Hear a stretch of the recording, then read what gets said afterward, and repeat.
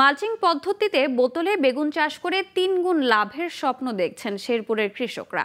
ফসলের আর্দ্রতা সংরক্ষণে মালচিং বিশেষ উপকারী।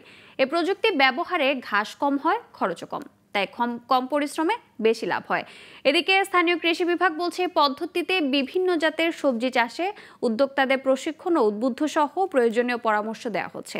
শেরপুর থেকে মোহাম্মদ আবু হেলালের তথ্যচিত্রে ডেস্ক রিপোর্ট।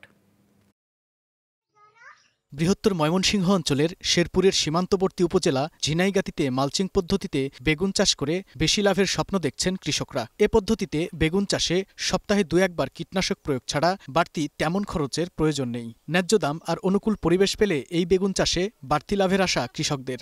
সাধারণভাবে চাষ করলে বারবার নিড়াইতে হয়, তারপরে মনে ধরেন যে সার বীজ দিতে হয়। এটা একবার মালচিং করে লাগাইলে সার বেশি দেওয়া লাগে না, আপনাকে খালি ওই মনে বীজটা প্রয়োগ করলে চলে। অন্য সময় আমরা যে বাগান চাষ করি এগুলা কামলা লাগে বেশি।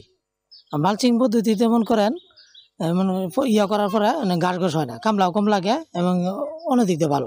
স্থানীয় কৃষি বিভাগের সহযোগিতা ও পরামর্শে প্রথমবারের মতো মালচিং পদ্ধতিতে বেগুন চাষ করে ৩ গুণ লাভের স্বপ্ন দেখছেন এই কৃষি উদ্যোক্তা। এখানে আমার টোটাল ৩০% জায়গা আছে, তার মধ্যে ২২.৫% আমি এখানে বেগুন করেছি। আমার টোটাল ৪৫,০০০ টাকা খরচ হয়েছে আর কি, টোটাল আর কি বেগুন মরিচ সহ। তো আমি এখন আমার বেগুন বিক্রি শুরু হয়েছে।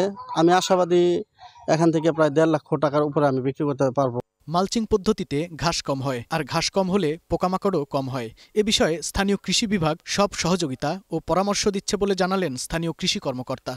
আমাদের ঝিনাইগাতি উপজেলায় গত কয়েক বছর যাবৎ মালচিং পদ্ধতিতে বেগুন, টমেটো এবং মরিচ চাষাবাদ হচ্ছে।